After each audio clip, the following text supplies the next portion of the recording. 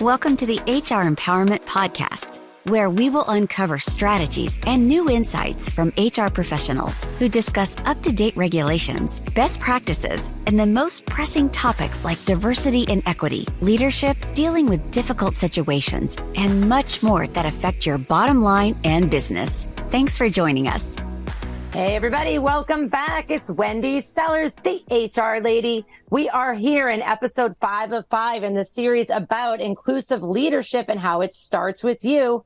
We want to give some words of advice as our final session today and how to become a more consciously inclusive leader. As you know, we're here with Dr. Steve Yacovelli of Top Dog Learning Group, and he's going to give us information, and JC is going to give us more stats on inclusivity and inclusive benefits for employees. What you got, Steve? How can I become a more consciously inclusive leader, and how can our leaders who are listening, who's never even heard of these terms, become a more consciously inclusive leader? Where do you start? Yeah, it's really, I kind of broke it down into 3 different areas of focus. You think in, you speak up, and you act out. So think in is just looking inward and getting your own house in order. We talked earlier in the series about unconscious bias very briefly. Project Implicit, yes, that's one of many ways you just start to think about your own actions, words, behavior that may be contributing to you being not as inclusive as you would like to be. So you think in first. It's all about you discovering your own unconscious biases and dealing with them to begin with. The speak up is how do you create a space for those immediately around you to be more inclusive? And this one, I bring up the concepts of beating silent collusion, and we'll put a link in the chat area. We have a free training that can kind of help with this, specifically on mitigating that silent collusion. And silent collusion, of course, as you know, Wendy, is when someone says that disparaging comment and no one refutes it. At that moment, we're all silently agreeing with that. Quite frankly, it's usually a stupid statement being said. Don't do that as a leader. You want to refute those, and there's some strategies to kind of speak up on behalf of the rights of others within your respective workplace. And then act out is just really going beyond your team, going out to the rest of the organization and seeing what else can we do to be more inclusive. A great example, I had a client who told me that, in the act out kind of phase, they looked at their policies on bereavement and realized that, and they opened those policies for bereavement up to non-human family members. And I said, you know what, as someone who doesn't have human kids, but I have canine kids in this world, I felt seen when she just told me that little tidbit. And I'm like, I'm sure some of their employees felt the same way. Is that a big policy? Probably not. But is it showing that I'm seeing you and I'm honoring the way you make up your family might be different than others? Absolutely. Or as we say in the 80s, abso-smurfly. So really thinking the way to think in, speak up, and act out within your workplace.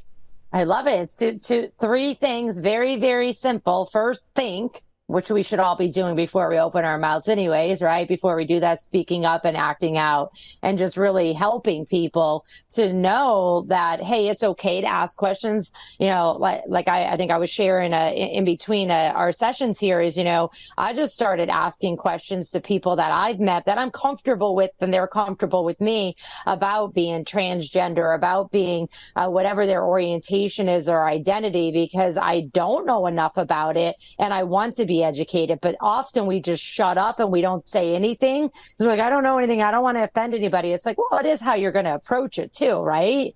Yeah. And I think you did the right thing, Wendy, where you asked permission first, because I can say, this is my job, so I'm pretty okay with it. But when you put the other, who would insert whatever difference here, in the spot of having to be the educator, it gets exhausting. And so, just as we go to educate ourselves, being mindful of that, when we do the think in part, for example, Google is awesome, and we can find some great stuff out there too. And so there's that opportunity to kind of do your own legwork, but then ask that permission, Wendy, like you did, to say, hey, do you mind if I ask? And if they're just had like an exhausting day, like, oh my gosh, I've answered these questions like 20 million times a day, then they may be like, thank you for asking. You know what? Can we table this till tomorrow? Or they might like, hey, have at it. What you need to know? And giving that grace and that permission, I think, is key.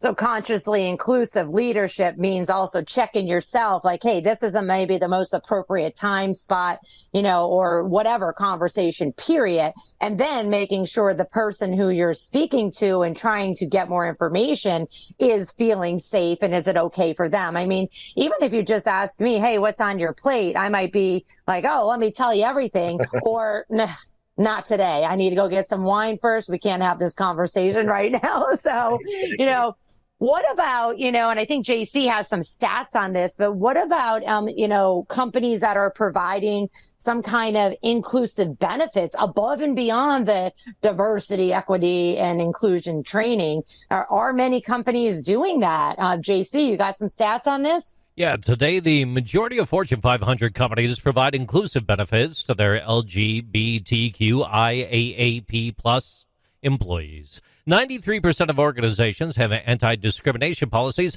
that cover sexual orientation. 91% of organizations have anti-discrimination policies that cover gender identity. And 56% of domestic partner benefits are also included. Back to you. So for those that are listening and you're going, you know what? I don't know if my policies cover sexual orientation, gender identity. First of all, it's federal law now, so it better. So if you haven't updated your handbook since pre-pandemic, you might have some work to do. I could help with that. I'm sure Dr. Steve could help with that as well. And then, you need to go above and beyond just the federal law and say, where are we located? Where do my employees live virtually or, physically? Where do they work? And what are the policies and the laws in that state regarding sexual orientation, gender identity, gender expression, whatever it might be. So it's interesting that so many companies are like, oh, we have a policy. Well, regardless of if you have a policy or not, you have to uphold the law. But also too, again, if you're just meeting the bare minimum, people will know that performative allyship, like low bar. And again, in this day and age, depending, of course, on the job, I could virtually go elsewhere. So if you want to retain your top talent, this is priority stuff to be looking at, to keep the best folks, not just keep them in the door, but really allow them to engage with your workplace. You want to really look at these policies and make sure people do feel that sense of belonging. Otherwise, they'll pick up their toys and go.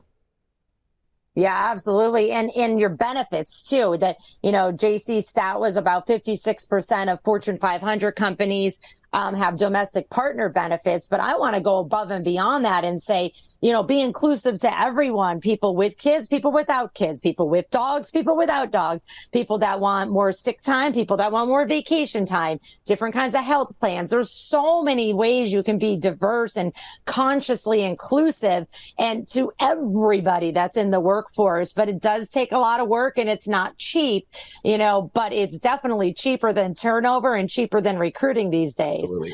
And that's where your employee resource groups or affinity groups or whatever you call them, they can help here. You have like focus groups right in your business, depending how big you are, assuming you have those employee resource groups. So leverage them, ask them collectively what they're looking for in benefits and policies, et cetera, and use them as that sounding board litmus test.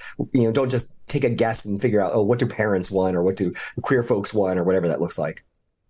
So Dr. Steve, for our listeners today, what is the best way for them to contact you or internet stalk you so that they can continue to become educated and or bring you in to do some programs with their company? Yeah, absolutely. The easiest place to go is to our main website, topdoglearning.biz, B-I-Z. There you can find out about me, my team, the different programs we offer, some of the keynote stuff, all the books that I have out there, including the latest one, Pride Leadership. The next one comes out in January as well. But topdoglearning.biz.